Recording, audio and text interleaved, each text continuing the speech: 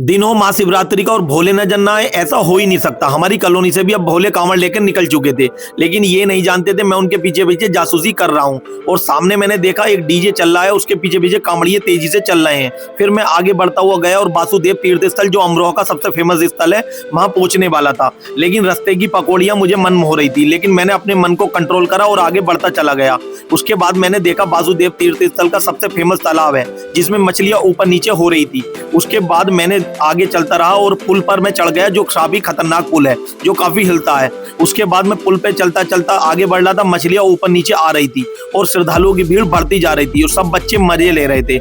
इतनी देर में मैंने एक नाव पे नजर पड़ी, जो ₹1 कम टिकट था। उसके बाद बच्चे उसमें मजा ले रहे थे। फिर मैं भी गया और अपने भांजे से बात की। उसने कहा आप पहले नाव देख लीजिए। मैं धीरे धीरे तालाब की तरफ बढ़ रहा था और नाव की देखने जा रहा था। इतनी देर में मैंने देखा ठंडी हवाएं बहुत तेजी चल रही थी। उसके बाद श्रद्धालु बढ़ते जा रहे थे। मैंने भी सोचा यार अब बहुत देर हो गई, अब जाके टिक्की खाई जाए। लेकिन सामने देखा कुट्टू के आटे की पकौड़ी थी। मैंने ₹20 की पकौड़ी ली और ₹20 की पकौड़ी खाने के बाद मैंने सोचा अब कांवड़ उठाई जाए। मैंने भी कांवड़ को छुआ और उसे उठा लिया। लेकिन मेरे दोस्त आ गए और सेल्फी को कहने लगे कि हम भी वीडियो में अपना फोटो लाएंगे। मैंने ठीक है भाई। सेल्फी लेने के बाद मैंने ₹10 आंटी को दिए। उसके बाद आगे चलता रहा।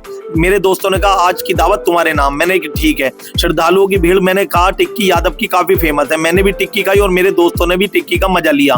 फिर मेरे दोस्तों ने कहा यार पकौड़ी और खाई जाए कुट्टू के आटे की। मैं वहां लाइन में लगा रहा, काफी देर में नंबर आया।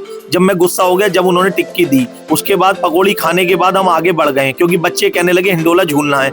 लेकिन जैसे ही हम हिंडोले पे चढ़े, वह हिंडोला खराब हो चुका था। लेकिन हम अपनी बारी का इंतजार कर रहे थे। इतना देखा झूले चल रहे थे और सामने एक लेडीज को देखा जो वीडियो बना रही थी, क्योंकि सोशल मीडिया का काफी जमाना है।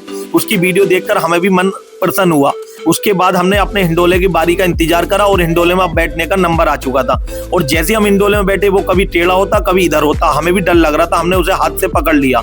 उसके बाद मैं आगे बढ़ता चला गया और अगली वीडियो बताऊंगा, इसलिए सब्सक्राइब करना ना भूलें।